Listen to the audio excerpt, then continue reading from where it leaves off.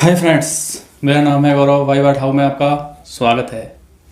तो last time पे हमने इंश्योरेंस के बारे में चर्चा की थी। आजकल न्यूज में या हर सभी जगह आपने नोट की होगी एक खबर कॉमनली चल रही है, और वो खबर है ईवीएम के ऊपर कि EVM scam, EVM hacking, EVM घोटाला। तो ये क्या है एक्चुअल में, क्यों है एक्चुअल में, इसको अपन समझने की कोशिश करते हैं। ये चीज़ है क्या, इसकी ग्रेविटी कितनी है इस चीज़ की।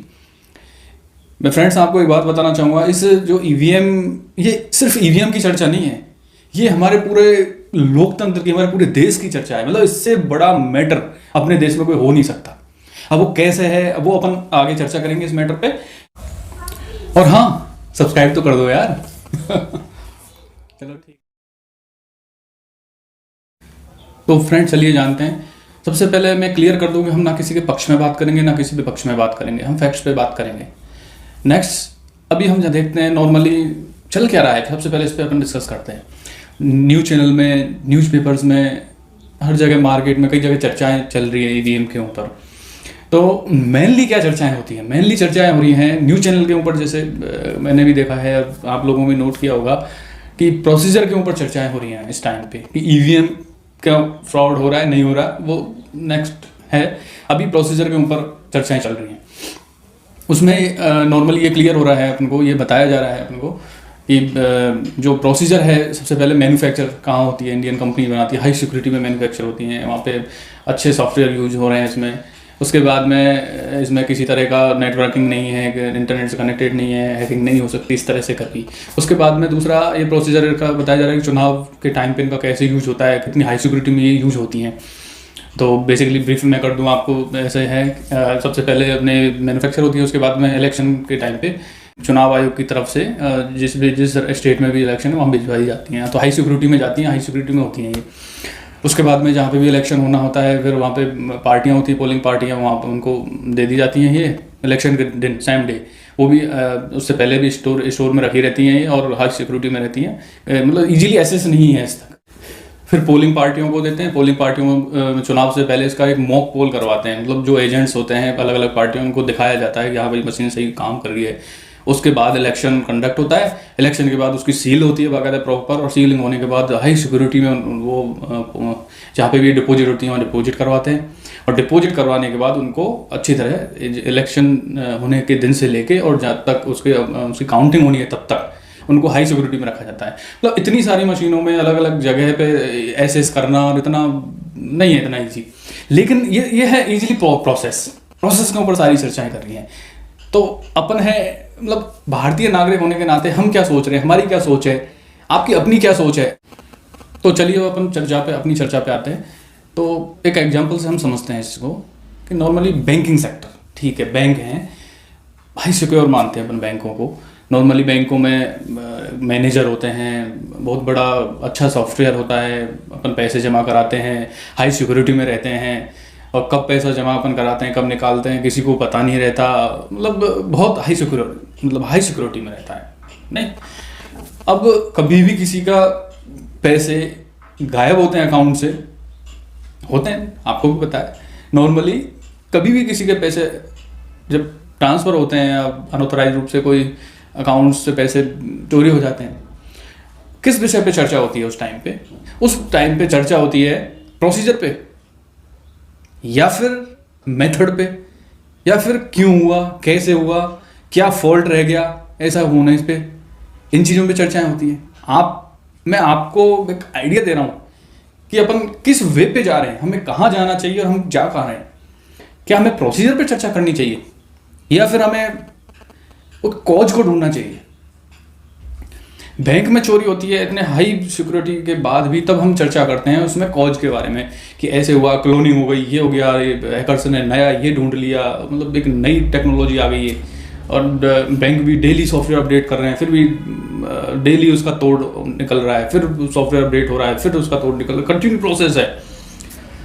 तो अपने इसमें ईवीएम मशीन में जो अभी काफ़ी चर्चाएं चल रही हैं, उसके बाद में हम चर्चा कर रहे हैं प्रोसीजर पे। जैसे एग्जाम्पल में बैंक में पैसे भी जमा कराते हैं, ऐसे जमा होता है, रिसिप्ट मिलती है, उसके बाद में पैसा सेफ हो जाता है।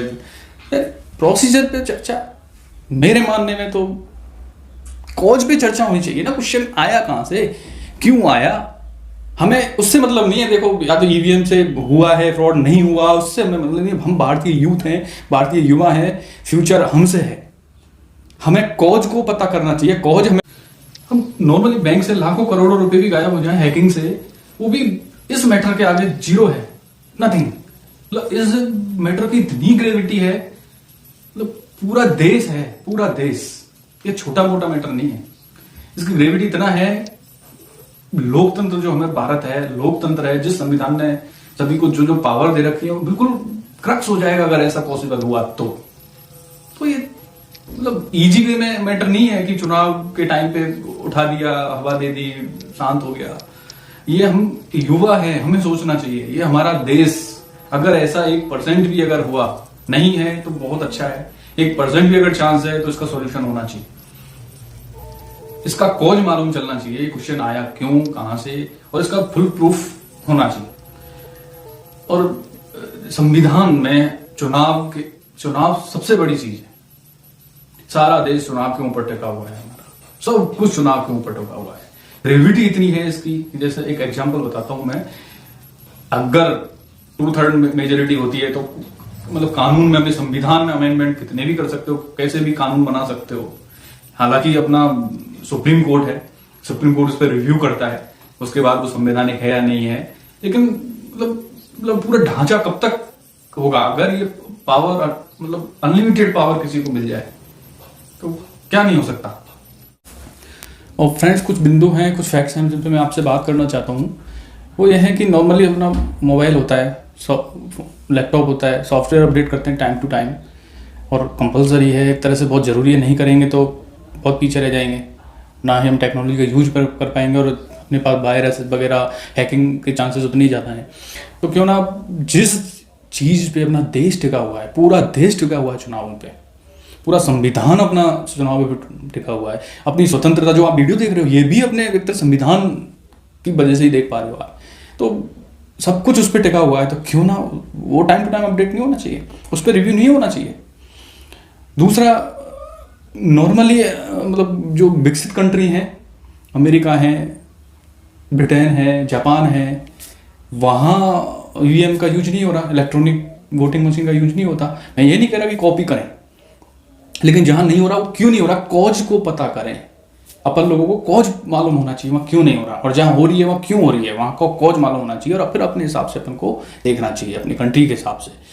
और जो थर्ड मैटर है जिस पे मैं आपसे बात करना चाह रहा हूँ, वो है कि अगर रिटर्न में कोई काम पेपर होता है तो उसको ट्रेस करना, उसको पता करना आसान होता है, और सॉफ्टवेयर से अगर कोई हैकिंग होती है तो उसको पता करना, ट्रेस करना बहुत मुश्किल होता है। और फ्रेंड्स, हमारे मोबाइल से 10 रुपये भी कट जाए ना, तो हम उसका कॉज पता करते हैं 10 बार कॉल करके, क्यों कटे, क्या हुआ, क्या सर्विस हो गई। तो इतने बड़े मैटर का हम कॉज मालूम नहीं करेंगे यार, पूरा देश हमसे है। तो फ्रेंड्स, मैं तो ओवरऑल टोटल इतना कहना चाह रहा हूँ कि कोई भी रीजन हो, कोई भी इतनी बड़ा मैटर है, इतना लाइटली कैसे ले सकते हैं हम लोग यार। हमारा फ्यूचर इसी पे टिका हुआ है, मतलब पूरा कंट्री इस पे टिका हुआ है। चुनाव, इलेक्शन इतना लाइटली नहीं ले सकते, कॉज हमें मालूम होना चाहिए। और फ्रेंड्स, आपके कुछ सजेशंस हो तो प्लीज़ कमेंट्स में दीजिएगा, और अपन उस पर चर्चा करेंगे, और आगे भी कोई मैटर पे अपन को चर्चा करनी है तो इसी तरह अपन चर्चा करेंगे। तो फ्रेंड्स, आज के लिए इतना ही। अगर आपको वीडियो अच्छा लगा तो प्लीज़ सब्सक्राइब कीजिएगा, लाइक कीजिएगा। धन्यवाद।